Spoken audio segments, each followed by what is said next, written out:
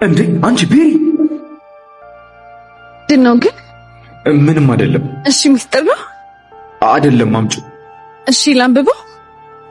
አታነቢው። አንዷን ገጽ ብቻ እንዴ አያስፈልግም ቤሪ። ምን ነው ፈራ? አምጪ እሱን ወረቀት።